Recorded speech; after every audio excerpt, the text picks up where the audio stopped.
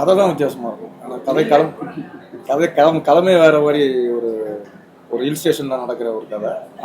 Climax வரைக்கும் யார் ஆண்டகனிஸ்ன்றது உங்களால் கண்டுபிடிக்க முடியாது. ஸோ அதுதான் எனக்கு ரொம்ப பிடிச்சிருக்கு. அது கொஞ்சம் ஹியூமராகவும் கொண்டு போய் செகண்ட் ஹாஃபில் நல்ல ஒரு இன்வெஸ்டிகேஷன் த்ரில்லராக கொண்டு போய். இல்லை டாப்பில் இது ஒரு இன்னொரு வேரியேஷன் இருக்குது. இதை அதுதான் என்னோட பழைய படத்துலேருந்து இதில் கொஞ்சம் ஸ்டைலாக இருக்கும். கண்ணாடி ஒரு என்கவுண்டர் ஸ்பெஷலிஸ்ட்டாக வராது இதில் போடுறது.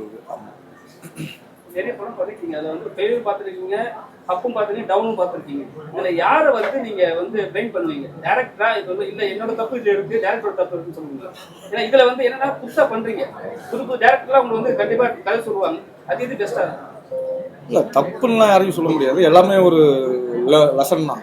ஒரு விஷயம் ஃபெயிலியர் ஆகுதுன்னா அதுலேருந்து நம்ம கற்றுக்கிற விஷயங்கள்லாம் இருக்குது தவிர்த்து அது தப்பு அப்படின்னு சொல்லி நம்ம நெகட்டிவாக போகிறது இல்லை. அவங்க தான் பேர், இவங்க வந்து இன்னொரு கேரக்டர். ஸோ அது நீங்கள் படம் பார்க்கும்போது தெரியும். ஆனால் ஜாலியாக இருக்குது, 2 பேர் கூட ஒர்க் பண்ணுறது இல்லை. அவங்க கொஞ்சம் என்ன சொல்கிறது, ஃப்ரீயாக தமிழ் பேசி படிக்கிறாங்களா. ஆமாம், இல்லை அவர் ஸ்பாட்டில் ஃபுல்லாக காமெடி பண்ணிட்டு நல்லா ஜாலியாக போவார். யாரையும் எப்பவும் திட்ட மாட்டார். என்ன வேணுமோ அதை வாங்கிப்போம். இந்த படம் சைன் பண்ணுறதுக்கு முன்னாடி எத்தனை கதை கேட்டிருப்பீங்க? ஏன்னா நீங்கள் கதையை செலக்ட் பண்ணுறதுல பிரமாதமாக நடிக்கணும்னு சொல்கிறாங்க, அதனால கேட்குறேன். இல்லை அது நிறைய கதை கேட்டிருக்கேன். ஒரு 20 கதை இருக்குமா? இல்லை அது கரெக்டாக நம்பர்ஸ் தெரியல.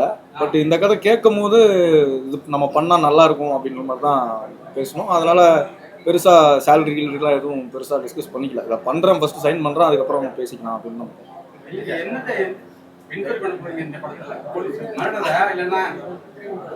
இல்லை அது டேரக்டர் தான் சொல்லுவோம். அது கதையை நான் ரிவீல் பண்ண முடியாது.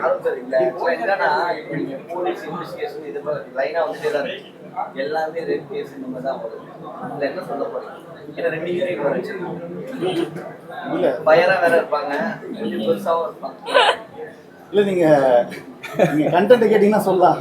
நீங்களும் எல்லா கண்டென்ட்டும் சொல்லிட்டு கேட்டிங்கன்னா நான் எதை சொல்கிறது இல்லை. ஏன்னா இன்னைக்கு போலீஸ் கதைனாலே இதான் அப்படின்னு எல்லாத்துக்கும் தெரிஞ்சு போச்சு. நீங்கள் என்ன புதுசாக சொல்லுவீங்க?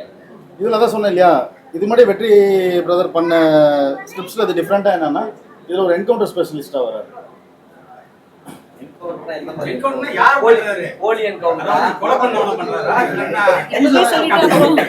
என்கவுண்டர் யாரை பண்ணுவாங்க? அதுதான் கதை. அதை யாரை பண்றாரு, ஏன் பண்றாருன்னு கதை. சொல்ல மாட்டாங்க. எப்பவுமே வந்து ஒரு ப்ரொடியூசருக்கு பையன் இருந்தாங்கன்னா அவங்க தான் ஹீரோ வச்சு பண்ணுவாங்க. ஆமா, நம்ம வெற்றி வச்சு பண்ண காரணம் என்ன? உங்க பையனும் வந்து படம் நடிக்க ஆரம்பிச்சிட்டாரு, அவரும் இந்த படத்துல இருப்பாரு. இல்ல எனக்கு இவ்வளவு ஒரு பையன் இருக்காருன்னு சொல்ல வரீங்களா? என்ன சொல்ல எனக்கு புரியல. சொல்லுங்க, உங்க பையன் நடிப்பாரா இதுல? இல்ல இதுல நடிக்கல. இல்ல அவர் ஃபர்ஸ்ட் பேசிக் கத்துக்கிட்டோம். நிறைய டேரக்டர்ஸ் கூட ஒர்க் பண்ணிட்டு இருக்காரு, டெக்னீஷியன்ஸ் கூட ஒர்க் பண்ணிட்டு இருக்காரு. இப்பதான் அவர் வந்துட்டு இருக்காரு, அதுக்கு டைம் இருக்கு. சொல்லுங்க சார். சின்ன பட்ஜெட் படங்கள்லாம் வந்து இப்போ நீங்க வந்து ஒரு முயற்சி எடுத்து வரணும், வெளியே வந்து வரீங்க. வரதுக்கு முன்னாடி பல சண்டைகள், லைக் அந்த மாதிரிலாம் வந்து எப்படி ஹேண்டில் பண்ணுவோம்? இது எல்லா சண்டைகளுமே சின்ன படங்கள் ஃபேவராக அமைஞ்சா நல்லா இருக்கும்னு நினைக்கிறேன்.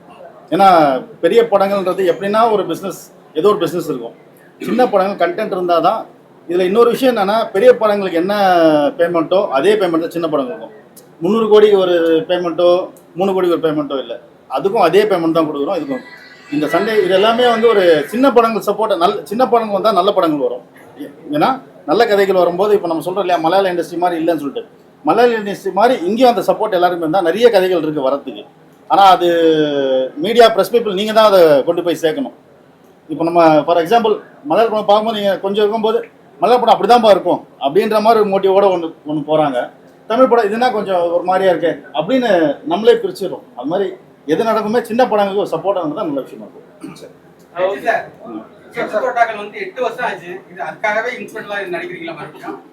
இல்லை அது எதிர்பார்க்காம நடந்த ஒரு விஷயம் தான். நானே ஆக்சுவலாக ஃபோட்டோ ஷூட் எடுக்கும்போது தான் பார்த்தேன். கரெக்டாக 8 வருஷம் ஆயிருந்தது. பட் அதே கெட்டப்பு அதே யூனிஃபார்ம்னு பார்க்கும்போது நல்லா இருந்துச்சு, சந்தோஷமா இருந்தது.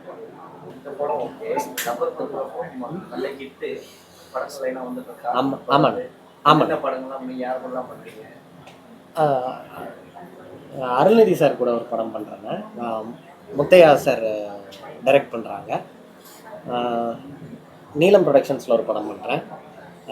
மணிகண்டன் சார் கூட திரும்ப ரியோ சார் கூட ஒரு படம் முடிச்சாச்சு ஆண் பாவம்னு. அப்புறம் ஒரு 4-5 ப்ராஜெக்ட் இன்னும் வெளியே அனௌன்ஸ் பண்ணல. அதனால ஐபிஎல் பாக்குறீங்களா நீங்க? அண்ணே ஐபிஎல் உங்க டைலாக் தான் வருது, இந்த பந்து வந்து தமிழ் சார் எழுதுனதுல அது ஒர்க் ஆயிடுச்சு, அவ்வளோதான். ரொம்ப ஹாப்பி. எல்லா பந்தும் அந்த டைலாக் வருது. எல்லா பந்துலயுமே எல்லாம் படம் எடுக்கிறாங்களா சென்னையில? வெற்றி சார் படம் எல்லாம் மேக்ஸிமம் கதை நல்லா இருக்கும், ஒரு காமெடியில் அவ்வளவா வந்து இருக்காது, கதையை நோக்கியே போகுது. 3 பேரை வந்து பெரிய காமெடி போட்டுருக்கீங்க, எதனால எந்த காமெடி? இல்லை இதுலேயும் காமெடி அந்த அளவுக்கு இல்லை, ஒரு ஃப்ளோவோட போகும். ஆக்சுவலாக நம்ம போலீஸ் அந்த கேரக்டர்னு போகும்போது வெற்றி சார் இல்லை அதை சொல்ல வரேன். போலீஸ்ன்னு போகும்போது நம்ம எப்படி வெற்றி பெற யோசிச்சோமோ, இன்னொரு போலீஸ்ன்னு யோசிக்கும் போது நமக்கு போலீஸ்னால மகாராஜாக்கு அப்புறம் இவர் தான் மைண்டில் வராரு. அதனால இவருக்கு ஒரு ட்ராக் தனியாக இருக்குது. மற்றபடி இவங்க எல்லாமே இப்போ இவர் வந்து கதையோட இப்போ நம்ம வடிவேல் பிரதரோட ரிவ்யூலாம் நீங்கள் பார்த்துருப்பீங்க, தனியாக காமெடி இருக்காது, அந்த ரிவ்யூலேயே ஒரு ஃப்ளோ இருக்கும் இல்லையா, அது த்ரூ அவுட் த மூவி இருக்கும். இவருக்கும் இன்னொருத்தருக்கும் ஒரு டீப் கான்வர்சேஷன் இருக்கும் படம் ஃபுல்லாக, ஏன் பண்ணுற இதுக்கு பண்ணுற சொல்லிட்டு கிளைமேக்ஸ் இருக்கும். இவருக்கு வந்து அதில் ஒரு பார்த்தீங்க இல்லையா லப்பர் பந்தில், இதில் வேற ஒரு கான்ட்ராஸ்டான ஒரு ரோல். புரியல? இல்லை கொடுக்கல, அவன் தான் இந்த படம் கொடுத்துருக்கேன். இது கொடுப்பாரு கண்டிப்பா.